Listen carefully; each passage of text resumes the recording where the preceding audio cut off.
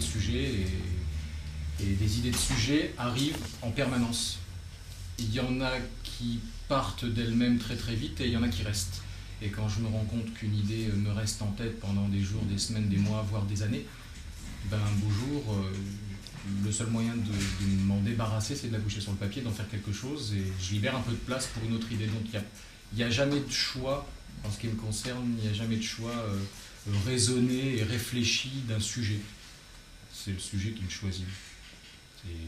C'est amusant parce qu'en fait, en même temps, ce sujet est un sujet qui est terriblement actuel.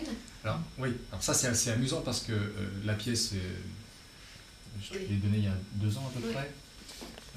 Ce sujet m'est arrivé à l'esprit en 87.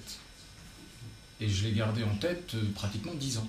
C'est-à-dire qu'il était là, quoi. J'y repensais régulièrement en me disant tiens, je vais peut-être en faire un roman, peut-être une nouvelle, peut-être une pièce, peut-être... Et finalement, à la base, ça a été une nouvelle, un dimanche après-midi, j'avais rien de mieux à faire que de prendre un crayon et d'écrire, et donc j'ai écrit 40 pages comme ça, jeté sur le papier, et puis finalement ça s'est organisé naturellement en huis clos entre 2 personnages, et je me suis dit tiens, ce serait amusant d'en faire une pièce, ou d'en faire une version théâtrale, et puis on verra. Et donc derrière, j'ai écrit presque aussitôt cette version de théâtre que j'ai soumise à Delphine, et voilà. Et ça ne vient jamais, ou l'écriture vient jamais, que ce soit sur la forme ou que ce soit sur le sujet, ça vient jamais après une réflexion. Je crois que la réflexion arrive... Oui, c'est assez comme ça que je le vis en fait. La réflexion arrive une fois que tout est écrit. Une fois que tout est écrit, tiens, qu'est-ce que j'ai écrit finalement? Mais oui, mais en fait, quand même, ce qui est marrant, c'est que ça n'a pas été choisi, ça n'a pas été raisonné, etc. Mais en fait, tu as choisi un sujet qui fait écho. Ben oui. C'est-à-dire qui fait écho à... Enfin, c'est peut-être pas très médiatisé, mais en même temps, c'est vrai qu'il y a des débats, des polémiques entre les chercheurs, les généticiens à l'heure actuelle, pour savoir si ce fameux gène de la violence existe, si on doit le prendre en compte ou pas. Enfin, il y a vraiment, c'est vraiment un débat aujourd'hui. Donc c'est amusant que de façon inconsciente, tu aies eu envie de traiter ce sujet.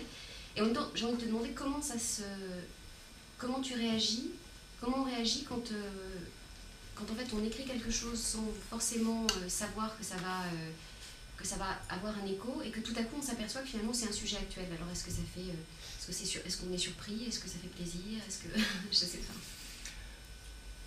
Bah, je suis surpris. Est-ce qu'on s'interroge? Oui, forcément.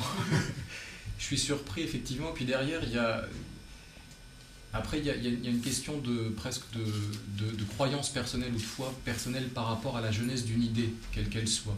Et je suis convaincu que les idées flottent, elles sont autour de nous. Et on est tous à même de les saisir à un moment donné. Et il m'est arrivé plusieurs fois d'avoir une idée, de ne pas l'exploiter et de la voir 6 mois ou 1 an après, traitée à l'écran avec des similitudes extrêmement curieuse. Alors je me dis, tiens, finalement, moi j'ai eu cette idée, mais est-ce qu'elle m'appartient, est-ce qu'elle est vraiment à moi, et est-ce qu'elle n'était pas plutôt là, à flotter partout autour de façon totalement inconsciente à un niveau collectif, et puis j'aurais très bien pu la prendre, bah, celle-là c'est pas moi qui l'ai prise, c'est quelqu'un d'autre. Donc j'ai la sensation en fait de ne pas posséder ce que j'écris, de ne pas posséder les idées, de ne rien posséder du tout, mais plutôt d'être une espèce de véhicule, et les choses vont se traduire à travers moi, et puis voilà. Et puis ensuite elles partent et elles vivent leur vie presque indépendamment de moi. Donc je suis pas attaché au texte. Il peut être modifié par la personne qui va l'utiliser derrière, il peut être changé. Il m'appartient pas vraiment.